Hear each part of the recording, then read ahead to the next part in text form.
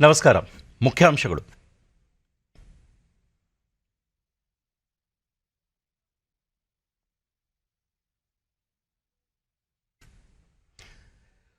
ಮೂಲಸೌಕರ್ಯ ಕಲ್ಪಿಸುವುದು ಸರ್ಕಾರದ ಆದ್ಯತೆ. ತ್ವರಿತಗತಿಯಲ್ಲಿ ಅಭಿಯಾನ ಪ್ರಧಾನಿ ನರೇಂದ್ರ ಮೋದಿ.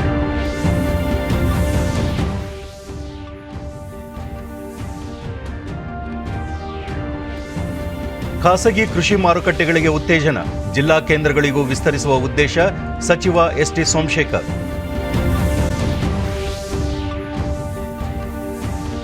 ರಾಜ್ಯದಲ್ಲಿ ಇಂದಿನಿಂದ 6ರಿಂದ 8ರವರೆಗಿನ ತರಗತಿ ಆರಂಭ. ಎಲ್ಲಾ ಶಾಲೆಗಳಲ್ಲಿ ಕೋವಿಡ್ ನಿಯಮಗಳ ಪಾಲನೆ ಕಡ್ಡಾಯ. ಹಾಗೂ ಇದೇ 27ರಿಂದ ದೇಶದ ಚೊಚ್ಚಲ ರಾಷ್ಟ್ರೀಯ ಆಟಿಕೆ ಮೇಳ, ಸೃಜನಶೀಲ ಕಲಿಕೆಗೆ ಭೂಮಿಕೆ. ವಾರ್ತೆಗಳ ವಿವರ. ಪ್ರಧಾನಿ ನರೇಂದ್ರ ಮೋದಿ ಅವರಿಂದು ಪಶ್ಚಿಮ ಬಂಗಾಳದ ಹುಗ್ಲಿಯಲ್ಲಿ ಆಯೋಜಿಸಲಾಗಿದ್ದ ರ್ಯಾಲಿಯಲ್ಲಿ ಪಾಲ್ಗೊಂಡರು. ಸಾರ್ವಜನಿಕರನ್ನು ಉದ್ದೇಶಿಸಿ ಮಾತನಾಡಿದ ಪ್ರಧಾನಿ, ಮೂಲಸೌಕರ್ಯ ಸರ್ಕಾರದ ಆದ್ಯ ಕ್ಷೇತ್ರವಾಗಿದ್ದು ಅತ್ಯಂತ ತ್ವರಿತವಾಗಿ ಅಭಿವೃದ್ಧಿ ಯೋಜನೆಗಳನ್ನು ನಿರ್ಮಾಣ ಮಾಡಲಾಗುತ್ತಿದೆ ಎಂದರು. ಪಶ್ಚಿಮ ಬಂಗಾಳ ಪರಿವರ್ತನೆಗೆ ಮನಸ್ಸು ಮಾಡುತ್ತಿದೆ ಎಂದರು. ವಿಶ್ವದ ಎಲ್ಲ ಮುಂದುವರೆದ ದೇಶಗಳಲ್ಲಿ ಒಂದು ಅಂಶವನ್ನು ಸಾಮಾನ್ಯವಾಗಿ ಕಾಣಬಹುದು. ಅಲ್ಲೆಲ್ಲ ಸರಿಯಾದ ಸಮಯದಲ್ಲಿ ಮೂಲಸೌಲಭ್ಯಗಳ ನಿರ್ಮಾಣಕ್ಕೆ ಆದ್ಯತೆ ನೀಡಲಾಗಿದೆ. ಆಧುನಿಕ ರಸ್ತೆ, ರೈಲ್ವೆ, ವಿಮಾನಯಾನ ಸೌಲಭ್ಯಗಳು ಅಲ್ಲಿವೆ. ಅಂತಹ ಅಭಿವೃದ್ಧಿ ಕಾರ್ಯಗಳು ದಶಕಗಳ ಹಿಂದೆಯೇ ಇಲ್ಲಿಯೂ ಆಗಬೇಕಾಗಿತ್ತು. ಆದರೆ ಆಗಲಿಲ್ಲ. ಹೀಗಾಗಿ ಇನ್ನೂ ತಡ ಮಾಡುವಂತಿಲ್ಲ, ಕ್ಷಣ ಕಾಲವನ್ನು ವ್ಯಯ ಮಾಡುವಂತಿಲ್ಲ ಎಂದರು. ಹಿಂದಿನ ಸರ್ಕಾರಗಳು ಐತಿಹಾಸಿಕ ನೆಲವನ್ನು ಹಾಗೆಯೇ ಬಿಟ್ಟುಬಿಟ್ಟರು. ಮೂಲಸೌಕರ್ಯ ನಿರ್ಮಾಣಕ್ಕೆ ಆದ್ಯತೆ ನೀಡಲಿಲ್ಲ. ಬಂಗಾಳದ ವಂದೇ ಮಾತರಂ ಭವನ ಇಂದು ದುಸ್ಥಿತಿಯಲ್ಲಿದೆ. ವಂದೇ ಮಾತರಂ ಶಬ್ದ ಗುಲಾಮಿ ಅಡಿಯಲ್ಲಿ ನರಳುತ್ತಿದ್ದ ದೇಶಕ್ಕೆ ಹೊಸ ಚೇತನ ನೀಡಿತ್ತು. ಇದು ಅತ್ಯಂತ ಅನ್ಯಾಯ. ಸಬ್ಕಾ ವಿಕಾಸದ ಬದಲಾಗಿ ವೋಟ್ ಬ್ಯಾಂಕ್ ರಾಜಕೀಯವಿದೆ ಎಂದರು. ವಿವಿಧ ರೈಲ್ವೆ ಯೋಜನೆಗಳನ್ನು ಸಹ ಅವರು ಉದ್ಘಾಟನೆ ಮಾಡಲಿದ್ದಾರೆ.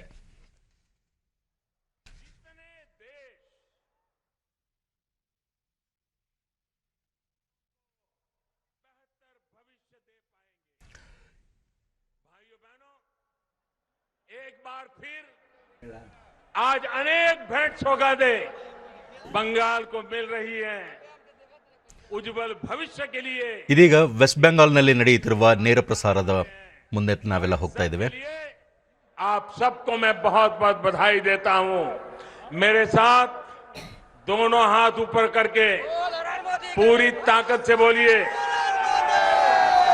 भारत माता की, भारत माता की, वंदे वंदे वंदे वंदे वंदे वंदे वंदे वंदे वंदे वंदे वंदे वंदे.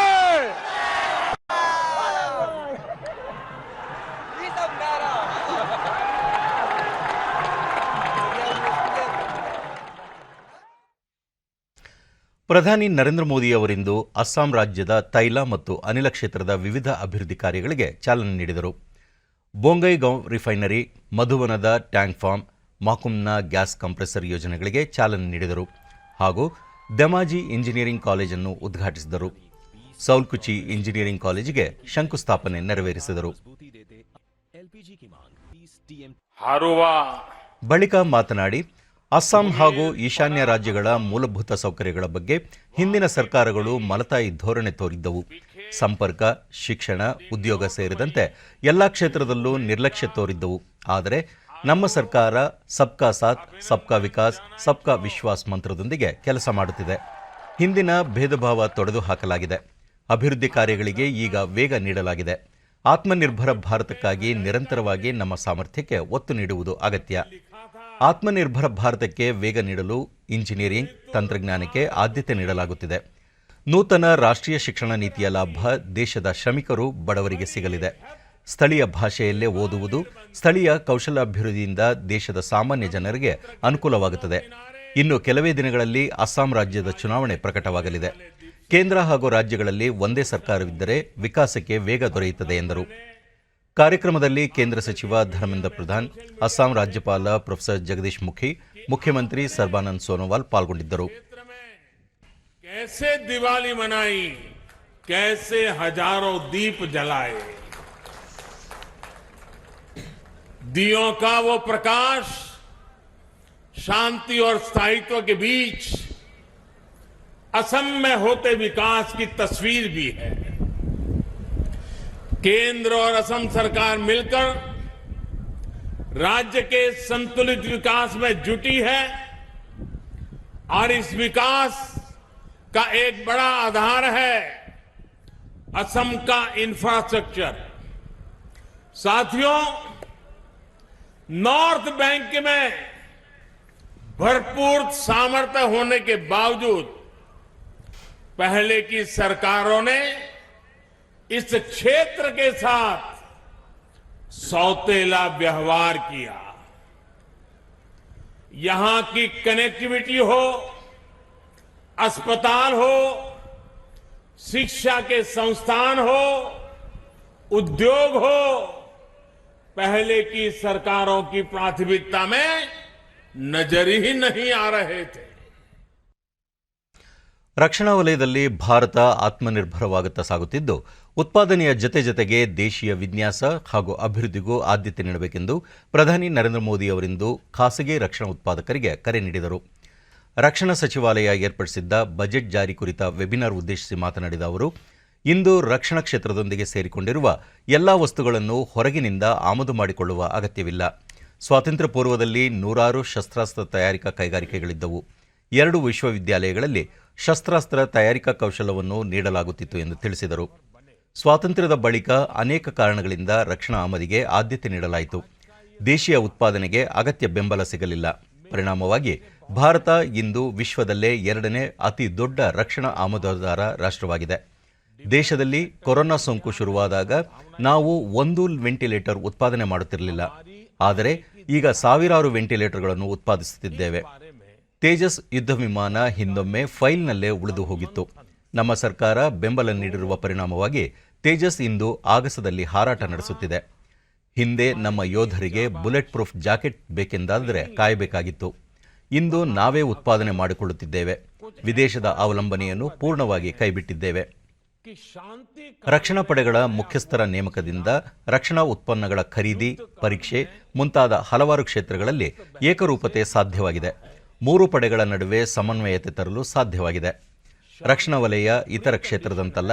ಇಲ್ಲಿ ಸರ್ಕಾರ ಒಂದೇ ಖರೀದಿದಾರನಾಗಿರುವುದರಿಂದ ಹೆಚ್ಚು ಸವಾಲುಗಳಿವೆ. ರಫ್ತು ಕೂಡ ಸುಲಭವಲ್ಲ. ರಾಷ್ಟ್ರೀಯ ಭದ್ರತೆಯ ವಿಚಾರವೂ ತಳುಕು ಹಾಕಿಕೊಂಡಿದೆ.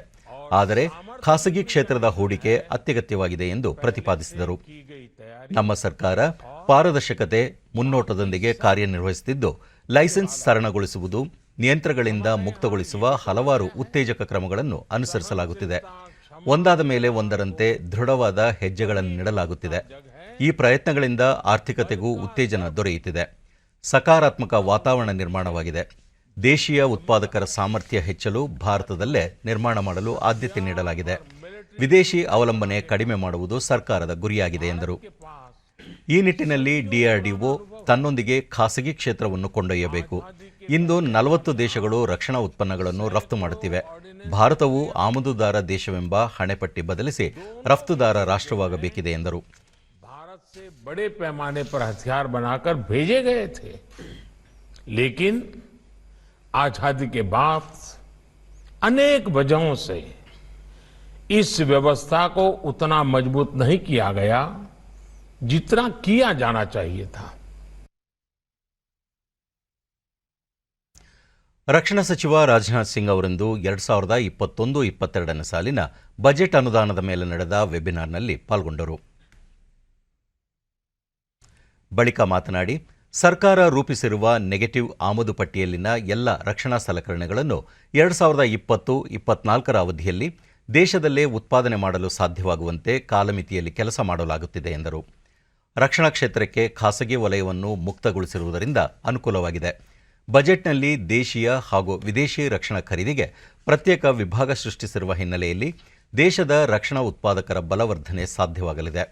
ರಕ್ಷಣಾ ವಲಯದ ಹೂಡಿಕೆ ಕಳೆದ 6 ವರ್ಷಗಳಲ್ಲಿ ಶೇಕಡ 200ರಷ್ಟು ಏರಿಕೆಯಾಗಿದೆ. ಒಟ್ಟಾರೆ 2871 ಕೋಟಿ ರೂಪಾಯಿ ಹೂಡಿಕೆಯಾಗಿದೆ ಎಂದು ತಿಳಿಸಿದರು. ರಕ್ಷಣಾ ಸಚಿವಾಲಯವು 2024ರೊಳಗೆ 1,75,000 ಕೋಟಿ ರೂಪಾಯಿ ವಹಿವಾಟು ನಡೆಸುವ ಗುರಿ ಹೊಂದಿದೆ. 35,000 ಕೋಟಿ ರೂಪಾಯಿ ಮೌಲ್ಯದ ವೈಮಾನಿಕ ಹಾಗೂ ರಕ್ಷಣಾ ವಲಯದ ವಸ್ತು ಹಾಗೂ ಸೇವೆಗಳನ್ನು ರಫ್ತು ಮಾಡಲು ಉದ್ದೇಶಿಸಲಾಗಿದೆ ಎಂದರು. Global markets. Due to these reforms, the FDI in India in defense sector has jumped by more than 200%. 2,871 crore worth FDI has been invested in defense sector in last 6 years. Keeping this objective in mind, Ministry of Defence has set a target to achieve a turnover of rupee 1,75,000 crore. I mean 25 billion US dollar, including export of rupee 35,000 crore. I mean 5 billion US dollar in aerospace and defense goods and services by the year 2024. Kerala, ಮಹಾರಾಷ್ಟ್ರದಲ್ಲಿ corona ಸೋಂಕು ಪ್ರಕರಣಗಳು ಹೆಚ್ಚುತ್ತಿರುವ ಹಿನ್ನೆಲೆಯಲ್ಲಿ ರಾಜ್ಯದಲ್ಲೂ ಕಠಿಣ ಮುನ್ನೆಚ್ಚರಿಕಾ ಕ್ರಮಗಳನ್ನು ತೆಗೆದುಕೊಳ್ಳಲಾಗುತ್ತಿದ್ದು, ಸಾರ್ವಜನಿಕರು ಕೋವಿಡ್-19 ನಿಯಮಗಳನ್ನು ಕಡ್ಡಾಯವಾಗಿ ಪಾಲಿಸುವುದು ತೀರಾ ಅಗತ್ಯವಾಗಿದೆ ಎಂದು ಆರೋಗ್ಯ ಮತ್ತು ವೈದ್ಯಕೀಯ ಶಿಕ್ಷಣ ಸಚಿವ ಡಾ ಕೆ. ಸುಧಾಕರ್ ತಿಳಿಸಿದ್ದಾರೆ. ಬೆಂಗಳೂರಿನಲ್ಲಿಂದು ಸುದ್ದಿಗಾರರೊಂದಿಗೆ ಅವರು, ರಾಜ್ಯದಲ್ಲಿ ಕೊರೋನಾ ನಿಯಮಗಳ ಪಾಲನೆ ಸರಿಯಾಗಿ ಆಗುತ್ತಿಲ್ಲ. ಮದುವೆ, ಜಾತ್ರೆ, ಹೋರಾಟ ಇನ್ನಿತರ ಸಮೂಹ ಕಾರ್ಯಕ್ರಮಗಳಿಂದಾಗಿ ಜನದಟ್ಟಣೆ ಉಂಟಾಗುತ್ತಿದ್ದು, ಸೋಂಕು ಹರಡಲು ದಾರಿಯಾಗುತ್ತಿದೆ. ಜನಸಾಮಾನ್ಯರು ಅಷ್ಟೇ ಅಲ್ಲದೆ ಗಣ್ಯರು ಮತ್ತು ಅತಿ ಗಣ್ಯರು ಕೂಡ ಮಾಸ್ಕ್ ಧರಿಸದೇ ಇರುವುದು ಸೇರಿದಂತೆ ಕೊರೋನಾ ನಿಯಮಗಳನ್ನು ಪಾಲನೆ ಮಾಡುತ್ತಿಲ್ಲ ಎಂದು ಬೇಸರದಿಂದ ನುಡಿದರು. ಇದೇ ಪರಿಸ್ಥಿತಿ ಮುಂದುವರೆದರೆ ಮಹಾರಾಷ್ಟ್ರದಲ್ಲಿ ಲಾಕ್ಡೌನ್ ಪರಿಸ್ಥಿತಿ ನಿರ್ಮಾಣವಾಗಿರುವಂತೆ ರಾಜ್ಯದಲ್ಲೂ ಇಂತಹ ಪರಿಸ್ಥಿತಿ ಉದ್ಭವಿಸಬಹುದು. ಹಾಗಾಗಿ ನಿಯಮಗಳಿಗೆ ವಿರುದ್ಧವಾಗಿ ನಡೆದುಕೊಳ್ಳದಂತೆ ಮುನ್ನೆಚ್ಚರಿಕೆ ನೀಡಿದ ಅವರು, ನಾಗರಿಕ ಪ್ರಜ್ಞೆ, ಜವಾಬ್ದಾರಿಯಲ್ಲಿ ಮುಖ್ಯವಾಗಿರುತ್ತದೆ. ಇಲ್ಲವಾದರೆ ಸರ್ಕಾರ ಕಠಿಣ ಕ್ರಮ ತೆಗೆದುಕೊಳ್ಳುವುದು ಅನಿವಾರ್ಯವಾಗಿರುತ್ತದೆ ಎಂದು ಸಚಿವರು ಹೇಳಿದರು. ಆರೋಗ್ಯ ಇಲಾಖೆಯಿಂದ ಹೊಸ ಮಾರ್ಗಸೂಚಿಯನ್ನು ಪ್ರಕಟಿಸಲಾಗುತ್ತಿದ್ದು, ಮದುವೆ ಸಮಾರಂಭಗಳಲ್ಲಿ ಮಾಸ್ಕ್ ಸೇರಿದಂತೆ ಇನ್ನಿತರೆ ನಿಯಮಗಳ ಪಾಲನೆಗೆ ಸಂಬಂಧಿಸಿದಂತೆ ಮಾರ್ಷಲ್ ಒಬ್ಬರನ್ನು ನೇಮಿಸಲು ನಿರ್ಧರಿಸಲಾಗಿದ್ದು, 500ಕ್ಕೂ ಹೆಚ್ಚು ಜನರು ಭಾಗವಹಿಸದಂತೆ ಎಚ್ಚರ ವಹಿಸಬೇಕು ಎಂದರು. ರಾಜ್ಯದಲ್ಲಿ ಕೋವಿಡ್-19 ಲಸಿಕೆ ನೀಡಿಕೆ ಪ್ರಮಾಣ ನಿಗದಿತ ವೇಗದಲ್ಲಿ ನಡೆಯುತ್ತಿಲ್ಲ. ಗದಗ ಮತ್ತು ತುಮಕೂರು ಹೊರತುಪಡಿಸಿ ಉಳಿದ ಜಿಲ್ಲೆಗಳು 70%ಕ್ಕಿಂತಲೂ ಕಡಿಮೆ ಸಾಧನೆ ಹೊಂದಿವೆ. ಈ ಹಿನ್ನೆಲೆಯಲ್ಲಿ ಇಂದಿನಿಂದ 3 ದಿನಗಳ ಕಾಲ ಹೆಚ್ಚಿನ ಸಂಖ್ಯೆಯಲ್ಲಿ ಆರೋಗ್ಯ ಕಾರ್ಯಕರ್ತರು ಮತ್ತು ಮುನ್ನೆಲೆ ಕಾರ್ಯಕರ್ತರಿಗೆ ಕಡ್ಡಾಯವಾಗಿ ಲಸಿಕೆ ನೀಡಬೇಕಾಗಿದೆ. ಇದೇ 26ರೊಳಗೆ ಪ್ರತಿ ಜಿಲ್ಲೆಯಲ್ಲಿ 80%ಕ್ಕಿಂತಲೂ ಹೆಚ್ಚಿನ ಗುರಿ ಸಾಧನೆಯಾಗಬೇಕು ಎಂದು ಆರೋಗ್ಯ ಇಲಾಖಾಧಿಕಾರಿಗಳಿಗೆ ಕಟ್ಟುನಿಟ್ಟಿನ ಸೂಚನೆ ನೀಡಲಾಗಿದೆ ಎಂದು ಡಾ ಕೆ. ಸುಧಾಕರ್ ಹೇಳಿದರು. ದೇಶದಲ್ಲಿ ಕೋವಿಡ್-19 ಸೋಂಕಿನ 2ನೇ ಅಲೆ ಕಾಣಿಸಿಕೊಂಡಿರುವ ನಡುವೆಯೇ ಕೋವಿಡ್-19 ಲಸಿಕೆ ಹಾಕಿಸಿಕೊಂಡವರ ಸಂಖ್ಯೆಯೂ ಹೆಚ್ಚಾಗಿದೆ. ಇದುವರೆಗೆ ದೇಶದಲ್ಲಿ 1,11,00,000 ಜನರಿಗೆ ಲಸಿಕೆ ಹಾಕಲಾಗಿದೆ. ಕಳೆದ 24 ಗಂಟೆಗಳಲ್ಲಿ 31,681 ಜನರಿಗೆ ಲಸಿಕೆ ಹಾಕಲಾಗಿದೆ ಎಂದು ಕೇಂದ್ರ ಆರೋಗ್ಯ ಮತ್ತು ಕುಟುಂಬ ಕಲ್ಯಾಣ ಸಚಿವಾಲಯ ತಿಳಿಸಿದೆ. ಈ ನಡುವೆ ಸೋಂಕಿನಿಂದ ಚೇತರಿಸಿಕೊಳ್ಳುವ ಪ್ರಮಾಣ 92.22% ಏರಿಕೆಯಾಗಿದೆ. ಈಗಾಗಲೇ 1,06,00,000 ಜನ ಸೋಂಕಿನಿಂದ ಚೇತರಿಸಿಕೊಂಡಿದ್ದಾರೆ. ಸಕ್ರಿಯ ಪ್ರಕರಣಗಳ ಸಂಖ್ಯೆ 1,55,055 ಇದೆ. ಭಾರತೀಯ ವೈದ್ಯಕೀಯ ಸಂಶೋಧನಾ ಮಂಡಳಿ ಐಸಿಎಂಆರ್ ಕಳೆದ 24 ಗಂಟೆಯಲ್ಲಿ 6 ಲಕ್ಷಕ್ಕೂ ಅಧಿಕ ಪರೀಕ್ಷೆ ನಡೆಸಿರುವುದಾಗಿ ಹೇಳಿದೆ. ಇದುವರೆಗೆ 21 ಕೋಟಿಗೂ ಹೆಚ್ಚು ಪರೀಕ್ಷೆಗಳನ್ನು ನಡೆಸಲಾಗಿದೆ. ರೈತರ ಅನುಕೂಲಕ್ಕಾಗಿ ಖಾಸಗಿ ಕೃಷಿ ಮಾರುಕಟ್ಟೆಗಳಿಗೆ ಪ್ರೋತ್ಸಾಹ ನೀಡಲಾಗುವುದು ಎಂದು ಸಹಕಾರಿ ಹಾಗೂ ಜಿಲ್ಲಾ ಉಸ್ತುವಾರಿ ಸಚಿವ ಎಸ್.ಟಿ. ಸೋಮಶೇಖರ್ ಮೈಸೂರಿನಲ್ಲಿಂದು ತಿಳಿಸಿದ್ದಾರೆ. ಆರ್ಟಿನಗರದ ಬಳಿ ರಸ್ತೆ ಕಾಮಗಾರಿಗೆ ಚಾಲನೆ ನೀಡಿದ ಬಳಿಕ ಸಚಿವರು ಕೃಷಿ ಉತ್ಪನ್ನ ಮಾರುಕಟ್ಟೆ ಸಮಿತಿ ಎಪಿಎಂಸಿಯೊಂದಿಗೆ ಖಾಸಗಿ ಮಾರುಕಟ್ಟೆಗಳ ನಿರ್ಮಾಣದಿಂದ ರೈತರಿಗೆ ಹೆಚ್ಚಿನ ಲಾಭ ದೊರೆಯಲು ಅನುಕೂಲವಾಗುತ್ತದೆ. ಪ್ರತಿ ಜಿಲ್ಲಾ ಕೇಂದ್ರಗಳಲ್ಲಿ ಖಾಸಗಿ ಮಾರುಕಟ್ಟೆಯನ್ನು ವಿಸ್ತರಿಸುವ ಬಗ್ಗೆ ಚಿಂತನೆ ನಡೆಸಲಾಗುವುದು ಎಂದರು. ದುಪ್ಪಟ್ಟು ಆಗಬೇಕು ಅವ್ರ ಹಣಕಾಸಿನ ಪರಿಸ್ಥಿತಿ ಅಂತಕ್ಕಂಥದ್ದೇ ಕೇಂದ್ರದ ರಾಜ್ಯದ ಉದ್ದೇಶ. ಯಾರು ಬೇಕಾದ್ರೂ ಮಾಡ್ಬೋದು, ಎಪಿಎಂಸಿನೂ ಇರ್ತದೆ, ಅದು ಇರ್ತದೆ. ಯಾರು ಮತ್ತೆ ನಾನು ನೋಡ್ತಾ ಇದ್ದೀನಿ ಡೆಬ್ರಿಸ್ನ ಆಗ್ತಕ್ಕಂಥದ್ದಕ್ಕೆ ಅವರೇನಾದರೂ ಐಡೆಂಟಿಫಿಕೇಶನ್ ಆದರೆ ಗಾಡಿನೂ ಸೀಸ್ ಆಗ್ತದೆ, ಗಾಡಿ ಮಾಲೀಕರು ಸೀಸ್ ಆಗ್ತಾರೆ, ಜೈಲಿಗೆ ಹೋಗ್ಬೇಕಾದಂಥ ಪರಿಸ್ಥಿತಿ ಬರ್ತದೆ. ಅದರಿಂದ ಡೆಬ್ರಿಸ್ನ ಎಲ್ಲಿ ಹಾಕಬೇಕು ಅಂತ ಮೂಡಾದವರು ಮೆನ್ಷನ್ ಮಾಡಿರ್ತಾರೆ, ದಯವಿಟ್ಟು ಅಲ್ಲೇ ಹಾಕಬೇಕು. ಮತ್ತೆ ಎಲ್ಲೇನ್ರಲ್ಲಿ ಹಾಕಿದ್ರೆ ಜೈಲು ವಾಸ ಕನ್ಫರ್ಮೇಷನ್ ಆಗ್ತದೆ. ಈಗ ತಾನೇ ಬಂದಿದ್ದೀನಿ, ಪಕ್ಷದಲ್ಲಿ MLC ರವಿಕುಮಾರ್ ಅವರನ್ನ ಅಬ್ಸರ್ವರ್ಗೆ ಹಾಕಿದ್ರು, ಏನಾಯ್ತು ಅಂತ ಗೊತ್ತಿಲ್ಲ. ಈಗ ತಾನೇ ಬಂದಿದ್ದೀನಿ. ಈಗ ಪಕ್ಷದ ಅಧ್ಯಕ್ಷರು, ನಮ್ಮ ಲೋಕಸಭಾ ಸದಸ್ಯರು ಎಲ್ಲ ಡಿಸ್ಕಷನ್ ಮಾಡಿ ಏನು ಮಾಡಬೇಕು ಅಂತ ಈಗ ತೀರ್ಮಾನ ಮಾಡಿ. ರಾಜ್ಯಾದ್ಯಂತ ಇಂದಿನಿಂದ 6ರಿಂದ 8ನೇ ತರಗತಿವರೆಗೆ ಪೂರ್ಣ ಪ್ರಮಾಣದಲ್ಲಿ ಶಾಲೆಗಳು ಆರಂಭವಾಗಿವೆ. ಕೊರೋನಾ ಸೋಂಕು ಭೀತಿ ಹಿನ್ನೆಲೆಯಲ್ಲಿ ಬೆಂಗಳೂರು ನಗರ ಮತ್ತು ಕೇರಳ ಗಡಿ ಭಾಗಗಳಲ್ಲಿ ಇಂದಿನಿಂದ ಕೇವಲ 8ನೇ ತರಗತಿಯ ಶಾಲೆಗಳನ್ನು ಪ್ರಾರಂಭಿಸಲಾಗಿದೆ. ರಾಜ್ಯದ ಕೋವಿಡ್-19 ತಾಂತ್ರಿಕ ಸಲಹಾ ಸಮಿತಿ ಸದಸ್ಯರು, ಆರೋಗ್ಯ ಮತ್ತು ಇತರೆ ಇಲಾಖೆಗಳು ನೀಡಿದ ಸಲಹೆ ಮೇರೆಗೆ ಇಂದಿನಿಂದ 6ರಿಂದ 8ನೇ ತರಗತಿಯವರೆಗೆ ಶಾಲೆಗಳನ್ನು ಆರಂಭಿಸಲಾಗಿದೆ.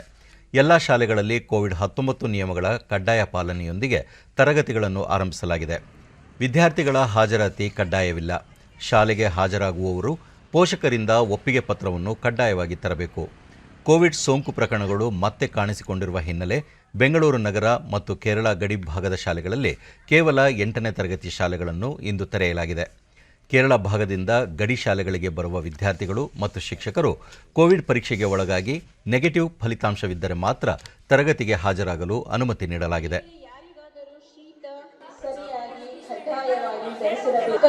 ಸರಿಯಾಗಿ ಕಡ್ಡಾಯವಾಗಿ ನಿಮ್ಮ ಮನೆಯಲ್ಲಿ ಯಾರಿಗಾದರೂ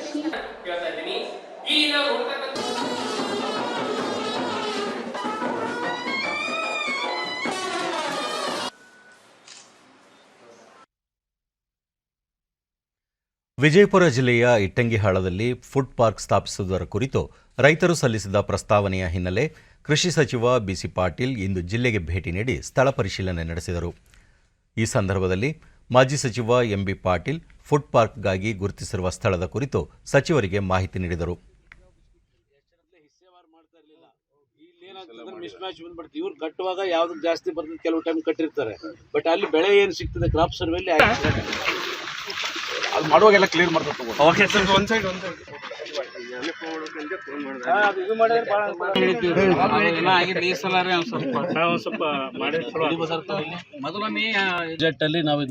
ಬಳಿಕ ಸುದ್ದಿಗಾರರೊಂದಿಗೆ ಸಚಿವ ಬಿಸಿ ಪಾಟೀಲ್ ಫುಡ್ ಪಾರ್ಕ್ ಸ್ಥಾಪಿಸುವುದರಿಂದ ಜಿಲ್ಲೆಯ ಎಲ್ಲಾ ರೈತರಿಗೂ ಹೆಚ್ಚಿನ ಅನುಕೂಲವಾಗಲಿದ್ದು ಇದರಿಂದ ಯುವಜನರಿಗೆ ಉದ್ಯೋಗ ಸೃಷ್ಟಿಯಾಗಲಿದೆ ಎಂದರು. ಫುಡ್ ಪಾರ್ಕಿಗಾಗಿ ಗುರುತಿಸಿರುವ ಸ್ಥಳ ಸೂಕ್ತವಾಗಿದ್ದು ಮುಖ್ಯಮಂತ್ರಿಯವರ ಜೊತೆ ಚರ್ಚಿಸಿ ಮುಂದಿನ ಕ್ರಮಗಳನ್ನು ತೆಗೆದುಕೊಳ್ಳಲಾಗುವುದು ಎಂದು ಭರವಸೆ ನೀಡಿದರು. ನಿಂಬೆಹಣ್ಣಿನ ನಿಗಮ ಕೂಡ ಇದೆ. ಆ ಎಲ್ಲ ಬೆಳೆಗಳಿಗೂ ಕೂಡ ಅನುಕೂಲ ಆಗಲಿ ಅನ್ನೋ ದೃಷ್ಟಿಯಲ್ಲಿ ಫುಡ್ ಪಾರ್ಕ್ ಮಾಡೋದು ಭಾಳ ಸೂಕ್ತ. ಆ ನಿಟ್ಟಿನಲ್ಲಿ ಕೂಡಲೇ ನಾವು ಅಧಿಕಾರಿಗಳೊಂದು ಸಭೆಯನ್ನು ಕರೆದು ಮುಖ್ಯಮಂತ್ರಿಗಳಿಗೆ ಇದರ ಪ್ರಪೋಸಲ್ ಅನ್ನು ಕೊಟ್ಟು ಫುಡ್ ಪಾರ್ಕ್ ಮಾಡೋದಕ್ಕೆ ಇವತ್ತು ನಮ್ಮ ಪ್ರಧಾನಮಂತ್ರಿಗಳು ಆತ್ಮನಿರ್ಭರ ಯೋಜನೆಯಲ್ಲಿ 1,00,000 ಕೋಟಿ ರೂಪಾಯಿಗಳನ್ನು ಅಗ್ರಿಕಲ್ಚರ್ ಇನ್ಫ್ರಾಸ್ಟ್ರಕ್ಚರ್ ಕೊಟ್ಟಿದ್ದಾರೆ. ಅದರ 10,000 ಕೋಟಿ ರೂಪಾಯಿಗಳನ್ನು ವಿಶೇಷವಾಗಿ ಆಹಾರ ಸಂಸ್ಕರಣಾ ಘಟಕಗಳು ಕೊಟ್ಟಿದ್ದಾರೆ. ಈಗ ಇಲ್ಲಿ ನಮ್ಮ ವಿನಂತಿ. ಮಾಜಿ ಸಚಿವ ಎಂಬಿ ಪಾಟೀಲ್ ವಿಜಯಪುರ ಜಿಲ್ಲೆಯು ಬರಪೀಡಿತ ಜಿಲ್ಲೆಯಾಗಿದ್ದು ಫುಡ್ ಪಾರ್ಕ್ ಸ್ಥಾಪಿಸುವುದರ ಮೂಲಕ ಜಿಲ್ಲೆಯಲ್ಲಿ ಕೃಷಿಯನ್ನು ಅಭಿವೃದ್ಧಿಪಡಿಸುವುದರ ಜೊತೆಗೆ ಸಣ್ಣ ರೈತರಿಗೆ ಹೆಚ್ಚಿನ ಅನುಕೂಲವಾಗಲಿದೆ ಎಂದು ತಿಳಿಸಿದರು. ಏನಾಗ್ತದೆ, ಇಲ್ಲಿ ಕೋಲ್ಡ್ ಸ್ಟೋರೇಜು ಮತ್ತು ವೇರ್ ಹೌಸಸ್, ಕಾಂಪೌಂಡು ಇದು ಎರಡು ಕೂಡ ಒಟ್ಟಿಗೆ ಮಾಡಿದ್ರೆ ಸುಮಾರು 200 ಎಕರೆ ಇದು ಆಗ್ತದೆ. 75 ಎಕರೆ, ಒಂದು 110 200 ಎಕರೆ ಆಗ್ತದೆ. ಇನ್ನು 200 ಎಕರೆ ಪ್ಲಸ್ ಆಗ್ತದೆ. ಆ 200 ಎಕರೆ ಆದರೆ ಒಂದು ಭಾಳ ಸುಸಜ್ಜಿತವಾದಂಥ ಫುಡ್ ಪಾರ್ಕ್ ಆಗ್ತದೆ. ಅದಕ್ಕೆ ಸಚಿವರಿಗೆ ಹೇಳಿದ್ದೀವಿ.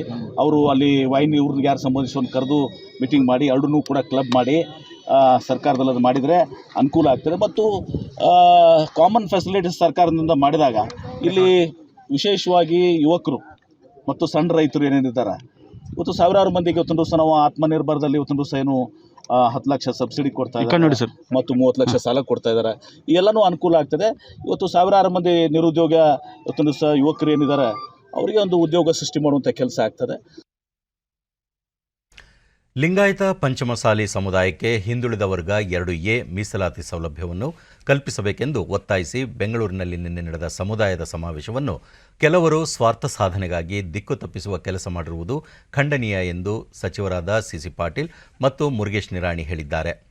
ವಿಧಾನಸೌಧದ ಸಮ್ಮೇಳನ ಸಭಾಂಗಣದಲ್ಲಿ ನಡೆದ ಜಂಟಿ ಪತ್ರಿಕಾಗೋಷ್ಠಿಯಲ್ಲಿ ಅವರು ಶಾಸಕ ಬಸನಗೌಡ ಪಾಟೀಲ್ ಯತ್ನಾಳ್, ಯಡಿಯೂರಪ್ಪ ಸೇರಿದಂತೆ ಪಕ್ಷದ ಹಿರಿಯ ನಾಯಕರ ವಿರುದ್ಧ ಮೊದಲಿನಿಂದಲೂ ಇಲ್ಲಸಲ್ಲದ ಆರೋಪ ಮಾಡುತ್ತಾ ಬಂದಿದ್ದು ನಿನ್ನೆ ನಡೆದ ಸಮಾವೇಶವನ್ನು ದಾರಿ ತಪ್ಪಿಸುವ ಷಡ್ಯಂತ್ರ ಮಾಡಿರುವುದು ಸರಿಯಲ್ಲವೆಂದರು. ಸಮುದಾಯಕ್ಕೆ ಮೀಸಲಾತಿ ಕಲ್ಪಿಸುವ ಸಂಬಂಧ ಸಮಗ್ರ ಅಧ್ಯಯನ ನಡೆಸಿ ವರದಿ ನೀಡಲು ಮುಖ್ಯಮಂತ್ರಿ ಬಿಎಸ್ ಯಡಿಯೂರಪ್ಪ ಹಿಂದುಳಿದ ವರ್ಗಗಳ ಆಯೋಗಕ್ಕೆ ಶಿಫಾರಸು ಮಾಡಿದ್ದು ಆಯೋಗದ ವರದಿ ಬರುವವರೆಗೂ ಕಾದು ನೋಡುವುದಾಗಿ ತಿಳಿಸಿದರು. ಸಚಿವ ಸ್ಥಾನದ ರಾಜೀನಾಮೆಯನ್ನು ಕೇಳುವಂಥದ್ದು ಮುಖ್ಯಮಂತ್ರಿಗಳಿಗಿದೆ. ಇದಕ್ಕೆ ಇವರು ಯಾರು ಇದನ್ನು ಕೇಳುವಂಥವ್ರು?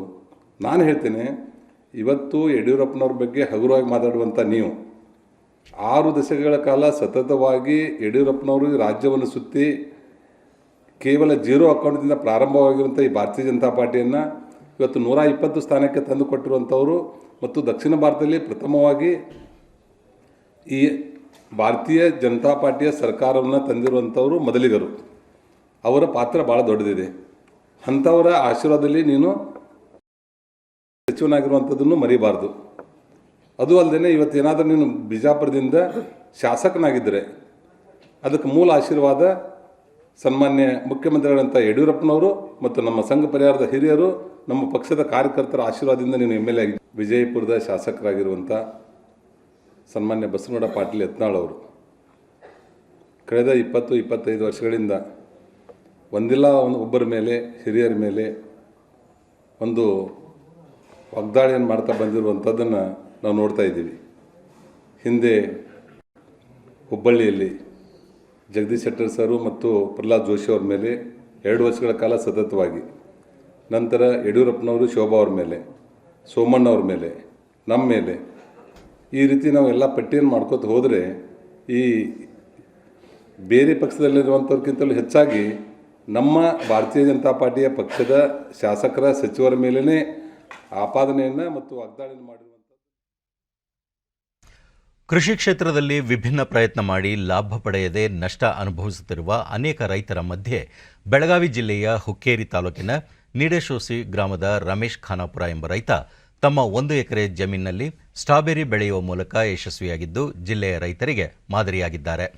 ಸಾವಯವ ಮತ್ತು ರಾಸಾಯನಿಕ ಕೃಷಿ ಪದ್ಧತಿ ಎರಡನ್ನೂ ಅಳವಡಿಸಿಕೊಂಡು ಸ್ಟ್ರಾಬೆರಿ ಬೆಳೆಯುತ್ತಿರುವ ರಮೇಶ್ ಪ್ರತಿದಿನ 60ರಿಂದ 70 ಕೆಜಿಗಳಷ್ಟು ಸ್ಟ್ರಾಬೆರಿಯನ್ನು ಮಾರಾಟ ಮಾಡುವ ಮೂಲಕ ಆರ್ಥಿಕವಾಗಿ ಪ್ರಗತಿ ಹೊಂದಿದ್ದಾರೆ.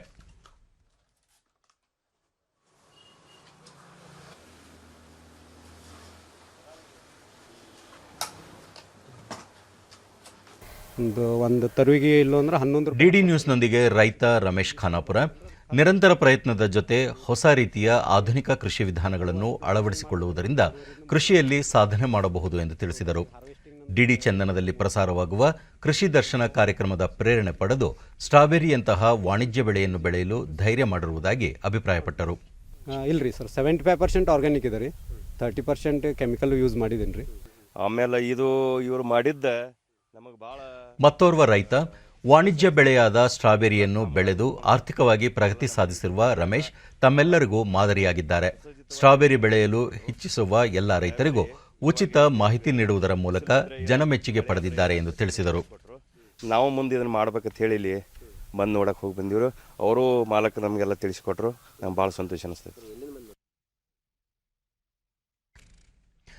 ಪ್ರಥಮ ರಾಷ್ಟ್ರೀಯ ಆಟಿಕೆ ಮೇಳವನ್ನು ಇದೇ 27ರಿಂದ ಮಾರ್ಚ್ 2ರವರೆಗೆ ವರ್ಚುವಲ್ ಮಾಧ್ಯಮದ ಮೂಲಕ ಆಯೋಜಿಸಲಾಗಿದೆ. ಐಐಟಿ ಗಾಂಧಿನಗರ ಮೂಲದ centre for creative learning CCL ತನ್ನ ವಿಶಿಷ್ಟ 75 ಆಟಿಕೆ ಸೃಷ್ಟಿಗಳನ್ನು ಈ ಮೇಳದಲ್ಲಿ ಪ್ರದರ್ಶಿಸಲಿದೆ. ಸೃಜನಶೀಲ ಕಲಿಕೆಗಾಗಿ ಇಂತಹ ಕೇಂದ್ರವನ್ನು ಹೊಂದಿರುವ ದೇಶದ ಏಕೈಕ ಐಐಟಿ ಗಾಂಧಿನಗರ ಎಂಬ ಹೆಗ್ಗಳಿಕೆಗೆ ಇದು ಪಾತ್ರವಾಗಿದೆ. ಈ ಕೇಂದ್ರವು ವಿದ್ಯಾರ್ಥಿಗಳು ಮತ್ತು ಶಿಕ್ಷಕರಲ್ಲಿ ವೈಜ್ಞಾನಿಕ ಹಾಗೂ ಶೈಕ್ಷಣಿಕ ಆಟಿಕೆಗಳನ್ನು ಅಭಿವೃದ್ಧಿಪಡಿಸುವಂತಹ ಮನೋಧರ್ಮವನ್ನು ಬೆಳೆಸುತ್ತದೆ.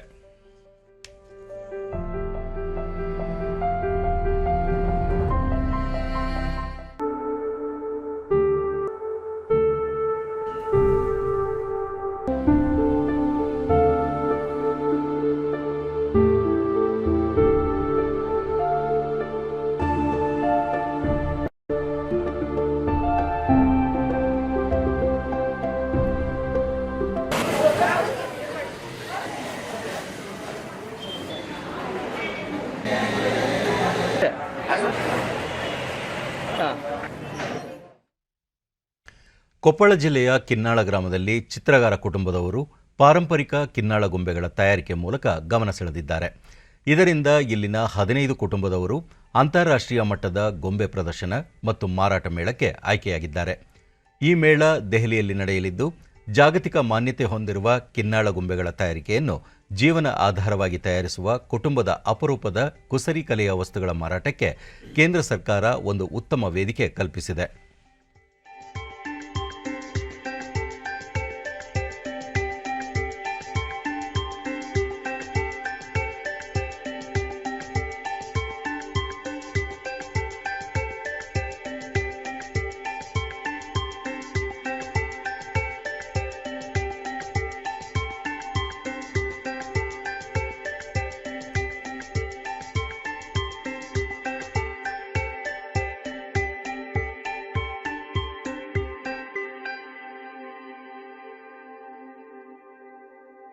ವಿಜಯನಗರ ಸಾಮ್ರಾಜ್ಯ ಡಿಡಿ ನ್ಯೂಸ್ನೊಂದಿಗೆ ಚಿತ್ರಗಾರ ಸಂತೋಷ್. ಕಿನ್ನಾಳ ಕಲೆಯು ವಿಜಯನಗರ ಸಾಮ್ರಾಜ್ಯದಿಂದ ಪಾರಂಪರಿಕವಾಗಿ ಬಂದಿದ್ದು ಅದೇ ಶೈಲಿಯಲ್ಲಿ ಗೊಂಬೆಗಳ ತಯಾರಿಕೆ ಮಾಡಲಾಗುತ್ತಿದೆ. 2021ನೇ ಸಾಲಿನ ಅಂತಾರಾಷ್ಟ್ರೀಯ ಮಟ್ಟದ ಗೊಂಬೆ ಪ್ರದರ್ಶನ ಮತ್ತು ಮಾರಾಟ ಮೇಳಕ್ಕೆ ಆಯ್ಕೆಯಾಗಿದ್ದು ಎಲ್ಲ ಸಿದ್ಧತೆಗಳನ್ನು ಮಾಡಿಕೊಳ್ಳಲಾಗಿದೆ ಎಂದರು. ಇದು 2021ನೇ ಇಂಡಿಯಾ ಟಾಯ್ ಫೇರ್ ಅಲ್ಲಿ ಈ ವರ್ಷ ನಾವು ಭಾಗವಹಿಸ್ತಾ ಇದ್ದೀವಿ. ಅಲ್ಲಿ ಕಿನ್ನಾಳ ಗೊಂಬೆಗಳನ್ನ ನಾವು ಪ್ರದರ್ಶನ ಮಾಡ್ತಾ ಇದ್ದೀವಿ.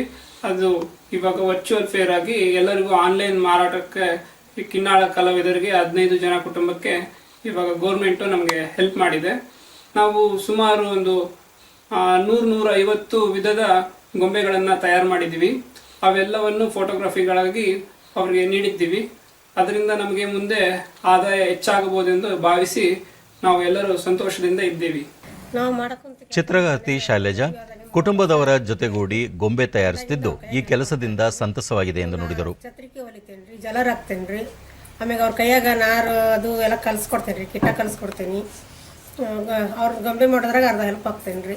ಖುಷಿ ರೀ, ನನಗಂತೂ ಖುಷಿ ಆಗ್ತೈತ್ರಿ ಕೆಲಸ ಮಾಡೋದು. ಮನೆಯಲ್ಲಿ ಮಾಡಕ್ ನನಗೆ ಇಂಟ್ರೆಸ್ಟ್ ಇಲ್ರಿ, ನನಗೆ ಈ ಕೆಲಸ ಮಾಡಕ್ ಬಹಳ ಇಂಟ್ರೆಸ್ಟ್ ನನಗೆ. ನಾವು ಒಟ್ಟು ಚಿತ್ರಗಾರ ಆಂಜನೇಯ ಪಾರಂಪರಿಕವಾಗಿ ಗೊಂಬೆ ತಯಾರಿಕೆಯಲ್ಲಿ ತೊಡಗಿದ್ದು ವಿವಿಧ ರಾಜ್ಯಗಳಿಗೆ ರಫ್ತು ಮಾಡಲಾಗುತ್ತದೆ. ಸರ್ಕಾರ ಗೊಂಬೆಗಳ ತಯಾರಿಕೆಗೆ ನೆರವು ನೀಡುವುದಾಗಿ ತಿಳಿಸಿದೆ ಎಂದರು. ಈಗ ಮೊದಲು ನಾವೇ ನಮ್ಮ ಹೈದ್ರಾಬಾದ್ ರಾಜಸ್ಥಾನದೆಲ್ಲ ಗೊಂಬೆ ಮಾಡಿ ಕಟ್ ಕಳಿಸ್ತಿದ್ವಿ. ನಮ್ಮ ಮಗ ಸ್ಕೂಲ್ ಬಿಟ್ಟು ಬಂದಿಂದೆ ನಾವು ಈಗ ನಮ್ಮ ಮಗನಿಗೆ ಹೆಲ್ಪ್ ಮಾಡಕತ್ತೀವಿ. ಅವ್ರು ಏನು ಹೇಳ್ಕೊಡ್ತಾರೆ ಆ ಡಿಸೈನ್ ರಫ್ ಕೆಲಸ ರೆಡಿ ಮಾಡಿಕೊಡ್ತೀವಿ. ಕಿನ್ನಾಳ ಜನರಿಗೆ ಎಲ್ಲರಿಗೂ ಕೆಲಸ ಸಿಕ್ಕಂಗೆ ಆಗ್ತೈತಿ.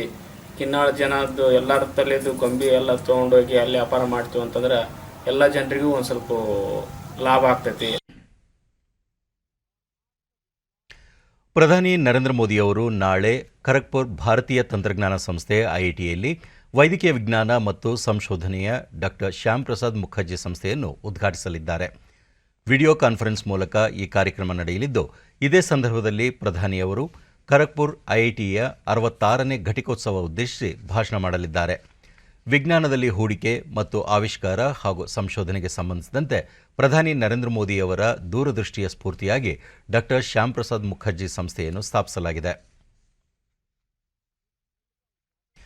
ಕೋವಿಡ್-19 ಸೋಂಕು ವಿರುದ್ಧ ಭಾರತ ಅಭಿವೃದ್ಧಿಪಡಿಸಿರುವ ಲಸಿಕೆಯನ್ನು ಇದೀಗ ಮಂಗೋಲಿಯಾಕ್ಕೆ ಕಳುಹಿಸಲಾಗಿದೆ. ವಿದೇಶಾಂಗ ಸಚಿವ ಎಸ್ ಜೈಶಂಕರ್ ಟ್ವೀಟ್ ಮೂಲಕ ಈ ಕುರಿತು ತಿಳಿಸಿದ್ದಾರೆ. ನಿನ್ನೆ ರಾತ್ರಿ ಮುಂಬೈನ ಛತ್ರಪತಿ ಶಿವಾಜಿ ಮಹಾರಾಜ್ ಅಂತಾರಾಷ್ಟ್ರೀಯ ವಿಮಾನ ನಿಲ್ದಾಣದಿಂದ ಹೊರಟ ಕೋವಿಡ್-19 ಲಸಿಕೆ ಹೊತ್ತ 13 ಪೆಟ್ಟಿಗೆಗಳು ಮಂಗೋಲಿಯಾ ತಲುಪಿವೆ. ಈಗಾಗಲೇ ಭಾರತ 25 ರಾಷ್ಟ್ರಗಳಿಗೆ ಕೋವಿಡ್-19 ಲಸಿಕೆ ರವಾನೆ ಮಾಡಿದ್ದು ಇನ್ನೂ 49 ರಾಷ್ಟ್ರಗಳು ಲಸಿಕೆಗೆ ಬೇಡಿಕೆ ಇಟ್ಟಿವೆ ಎಂದು ಜೈಶಂಕರ್ ಇತ್ತೀಚೆಗೆ ತಿಳಿಸಿದ್ದರು. ಮುಂದಿನ ದಿನಗಳಲ್ಲಿ ಯುರೋಪ್, ಲ್ಯಾಟಿನ್ ಅಮೆರಿಕ, ಆಫ್ರಿಕಾದ ಕ್ಯಾರಿಬಿಯನ್ ಪ್ರದೇಶ, ನೈಋತ್ಯ ಏಷ್ಯಾ ಹಾಗೂ ಪೆಸಿಫಿಕ್ ದ್ವೀಪಗಳಿಗೆ ಭಾರತ ಔಷಧ ತಲುಪಲಿದೆ. ವಿಜ್ಞಾನ ಮತ್ತು ತಂತ್ರಜ್ಞಾನ ಕ್ಷೇತ್ರದ ಆವಿಷ್ಕಾರ ಮತ್ತು ಸಂಶೋಧನೆಯಲ್ಲಿ ಭಾರತ ಮತ್ತು ಯುರೋಪಿಯನ್ ಯೂನಿಯನ್ ದೀರ್ಘಕಾಲೀನ ಕಾರ್ಯತಂತ್ರ ರೂಪಿಸಿಕೊಳ್ಳಲು ನಿರ್ಧರಿಸಿವೆ. ಭಾರತ ಮತ್ತು ಯುರೋಪಿಯನ್ ಯೂನಿಯನ್ನ ವಿಜ್ಞಾನ ಮತ್ತು ತಂತ್ರಜ್ಞಾನ ಸಹಕಾರದ 13ನೇ ಜಂಟಿ ಮೇಲ್ವಿಚಾರಣೆ ಸಮಿತಿ ಸಭೆಯಲ್ಲಿ ಈ ಕುರಿತು ನಿರ್ಧರಿಸಲಾಯಿತು. ಸಭೆಯಲ್ಲಿ ಉಭಯ ರಾಷ್ಟ್ರಗಳ ಪ್ರತಿನಿಧಿಗಳು ವಿಜ್ಞಾನ ಮತ್ತು ತಂತ್ರಜ್ಞಾನದ ಆವಿಷ್ಕಾರ ಸಹಯೋಗದಲ್ಲಿ ಭಾರತ ಮತ್ತು ಯುರೋಪಿಯನ್ ಯೂನಿಯನ್ ನಿರ್ವಹಿಸಿರುವ ಸಾಧನೆಗೆ ಮೆಚ್ಚುಗೆ ವ್ಯಕ್ತಪಡಿಸಿದರು. ಕಾರ್ಯಾಧಾರಿತ ಕಾಲಮಿತಿ ಯೋಜನೆ ರೂಪಿಸಿಕೊಂಡು ಕೆಲಸ ಮಾಡುವ ಬಗ್ಗೆಯೂ ಆಸಕ್ತಿ ತೋರಿದರು. ಸೈಬರ್ ಭದ್ರತೆ, ಕೃತಕ ಬುದ್ಧಿಮತ್ತೆ, ರೋಬೋಟಿಕ್ಸ್, ಮರುಬಳಕೆ ಆರ್ಥಿಕತೆ, ಸಂಪನ್ಮೂಲ ಸಾಮರ್ಥ್ಯ ವೃದ್ಧಿ ಕ್ಷೇತ್ರಗಳಲ್ಲಿ ಜಂಟಿಯಾಗಿ ಕೆಲಸ ಮಾಡಲು ನಿರ್ಧರಿಸಿದರು. ಕೊನೆಯಲ್ಲಿ ಮತ್ತೊಮ್ಮೆ ಮುಖ್ಯಾಂಶಗಳು. ಮೂಲಸೌಕರ್ಯ ಕಲ್ಪಿಸುವುದು ಸರ್ಕಾರದ ಆದ್ಯತೆ, ತ್ವರಿತಗತಿಯಲ್ಲಿ ಅಭಿವೃದ್ಧಿ ಯೋಜನೆಗಳ ಅನುಷ್ಠಾನ, ಪ್ರಧಾನಿ ನರೇಂದ್ರ ಮೋದಿ. ಖಾಸಗಿ ಕೃಷಿ ಮಾರುಕಟ್ಟೆಗಳಿಗೆ ಉತ್ತೇಜನ, ಜಿಲ್ಲಾ ಕೇಂದ್ರಗಳಿಗೂ ವಿಸ್ತರಿಸುವ ಉದ್ದೇಶ, ಸಚಿವ ಎಸ್ಟಿ ಸೋಮಶೇಖರ್.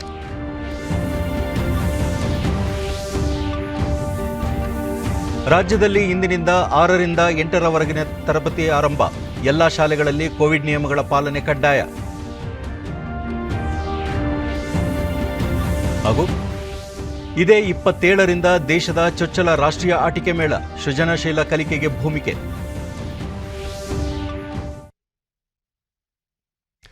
ನಮ್ಮ ವಾರ್ತಾ ಪ್ರಸಾರವನ್ನು ನೀವು ಡಿಡಿ ಚಂದನ ನ್ಯೂಸ್ ಯೂಟ್ಯೂಬ್ ಚಾನೆಲ್ನಲ್ಲೂ ವೀಕ್ಷಿಸಬಹುದು.